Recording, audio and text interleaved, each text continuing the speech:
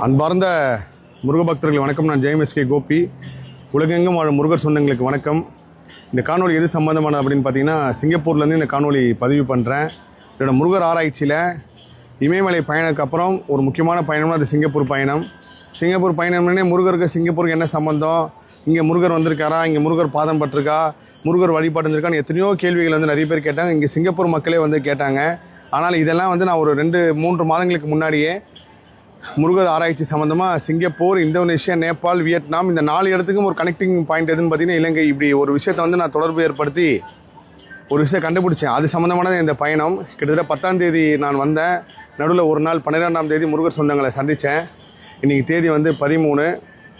இன்றைக்கி தான் இந்த காணொலி பதிவு பண்ணுறேன். பெரிய ஆச்சரியம் என்னென்னா, நான் எதை தேடி வந்தேனோ அது இங்கே சிங்கப்பூரில் இருந்துச்சு. பழனி தண்டாயுதபாணி தெய்வத்தோட வழிபாடு வந்து வியட்நாமில் இருந்திருக்கு. அந்த வியட்நாமில் வழிபாடு போகிறதுக்கு சிங்கப்பூர் மெயின் காரணமாக இருந்திருக்கு. வியட்நாம்லேருந்து நம்ம பழனி வரைக்கும் மக்கள் வந்து வழிபட்டிருக்காங்கன்ற உண்மை வந்து உண்மையிலே எனக்கு கேட்கும்போது மெய் சிலிச்சு. அதோட சான்றும் இருக்குது, நான் பதிவு செய்கிறேன். வியட்நாமில் வேல் வழிபாடு இருந்திருக்கு, சிங்கப்பூர்லேயே வேல் வழிபாடு இருந்திருக்கு. அதோட தொடர்ச்சி தான் மலேசியா, இன்னும் எல்லா இடத்துலையுமே இருந்திருக்கு. இதில் நேபாள், வியட்நாம் இது ரெண்டுமே வந்து மிகப்பெரிய தொடர்பு. ஏன் சைனாவில் கூட முருகர் வழிபாடு இருந்திருக்கு அப்படின்னு சொல்லி இப்போ நான் சிங்கப்பூர் வந்த அப்புறம் ஒரு முருக பக்தர் என்கிட்ட சொன்னார். அவர் அது கூட சான்றுகளை திரட்டி தரேன்னு சொல்லியிருக்காரு. எனக்கு என்னை பொறுத்தவரைக்கும் அவரும் ஒரு முருகர் அனுப்பிய ஆள் தான். முருகர் யுகத்தில் உண்மையிலே இது எல்லாமே பெரிய ஆச்சரியம்.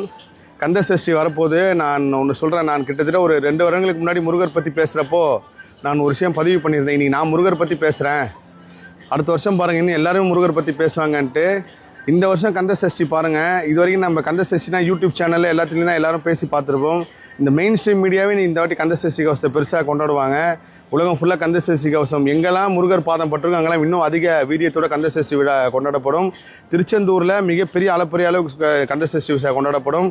ஒரு தாழ்மையான வேண்டுகோள்னா, கூட்டம் இருக்கிற அதிகமான கூட்டம் இருக்கிற மக்களுக்கு வந்து குழந்தைங்களை கூட்டு போகாதீங்க. இதனோட தாழ்மையான வேண்டுகோள். அதை பற்றி நான் தனியாக ஒரு காணொலி நான் பதிவு பண்ணுறேன் கந்த சஷ்டி சம்மந்தமாகவே. ஸோ இந்த சிங்கப்பூர் பயணம் ரொம்ப நல்லபடியாக முடிஞ்சுது.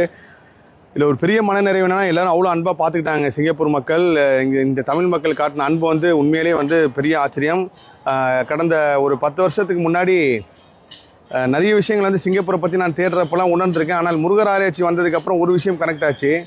ஒரு சில வருடங்களுக்கு முன்னாடி நடிகர் ரஜினிகாந்த் சூப்பர் ஸ்டார் ரஜினி சார்கிட்ட வந்து ஒரு கேள்வி கேட்பார் பாலச்சந்தர், உங்களுக்கு பிடிச்ச ஒரு தலைவர்னா ஒரு யார் சூப்பர் ஸ்டார் யாருன்னா லீ குவான்னு சொல்லியிருப்பார். லீ குவான்னு சொன்னால் எனக்கு அப்போல்லாம் நான் அந்த நிகழ்ச்சியிலே இருந்தேன். அந்த டேரக்டர் சங்க பாராட்டி விட லைவாகவே அதை நான் பார்த்தேன். அப்போ லீ குவான்லாம் யாரும் தெரியாது. அப்போ அந்தளவுக்கு கூகுள் சர்ச் பண்ணி பார்க்குற அளவுக்கு யாருக்கும் நாலேஜும் இல்லை. அப்புறம் லீ குவான் யாருன்னு பார்த்தப்போ சிங்கப்பூர் பிரதமர் அப்படின்னு தெரிஞ்சுக்கிட்டேன் ஒரு 3 வருஷத்துக்கு முன்னாடி. அப்படியே தொடர்ந்து அவரை பற்றி தேடி படித்தேன்.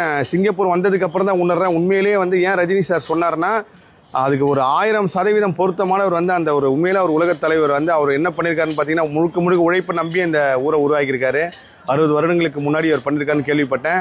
அதே சமயத்தில் அவரோட பெருமைகள் வந்து இங்கே கேட்குறப்போ மெய் செலுத்து போச்சு. அவரை பற்றி தெரிஞ்சது வந்து ஒரு பெரிய சந்தோஷம். நான் வந்து அவரோட சமாதியோ இல்லை கல்லறை எங்கேயோ இருக்குது நேராக போய் வணங்கலான்னு கேட்குறப்போ அது மாதிரி எதுவுமே இல்லைன்னாங்க. இதுவும் அவர் ஆசை தானே, ஒரு சிலை கூட இருக்கக்கூடாதுன்னு சொல்லிட்டு தான் அவரோட மறைவு உயிரோடு இருக்கும் போதே சொல்லியிருக்காரு. அவர் மறைவுக்கு அப்புறம் எங்கேயும் செலவு வைக்கக்கூடாதுன்ட்டு. ஸோ இங்கே சிங்கப்பூரில் நான் எல்லா இடத்துக்கும் பயணம் பண்ணியிருந்தாலும் இங்கே உண்மையிலே இயற்கை வந்து ஒரு பெரிய கருணையோட இருக்குது. காரணம்னா இங்கே எல்லாருமே சமமாக பார்க்குறாங்க, எல்லாரும் சமமாக வாழ்கிறாங்க. அது வந்து ஒரு பெரிய மனநிறைவு. இதில் இங்கே வாழ்கிற தமிழர்கள் வந்து உண்மையிலே ரொம்ப புண்ணியம் பண்ணவங்க, ரொம்ப கொடுத்து வச்சவங்க. சிங்கப்பூர் மக்கள் வந்து யாருமே வேறுபாடு கருத்து வேறுபாடோ இல்லை வந்து நிற வேறுபாடோ இல்லை வேறு எந்த இன வேறுபாடோ யாரும் பார்க்காம எல்லாரும் ஒன்றா சமமாக சந்தோஷமாக வாழ்கிறாங்க. அக்கறை சீமையிலேன்னு ஒரு பாட்டு இருக்கும், ரஜினி சார் பாட்டு, பிரியான்ற ஒரு படத்தில் வார்த்தைகள் வரும். எல்லாருமே இங்கே வேலை செஞ்சுட்டே இருக்காங்க, உழைச்சிக்கிட்டே இருக்காங்க. கும்பலாக யாரும் பேசுகிறதே நான் பார்க்கல. மக்கள் முழுக்க உழைச்சிட்டே இருக்காங்க.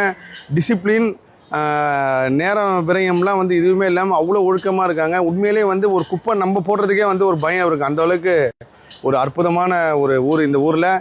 இந்த காணொலியை உலகம் ஃபுல்லாக அந்த முருக பக்தர்கள் பார்க்க போகிறீங்க. அது வந்து ரொம்ப சந்தோஷம்.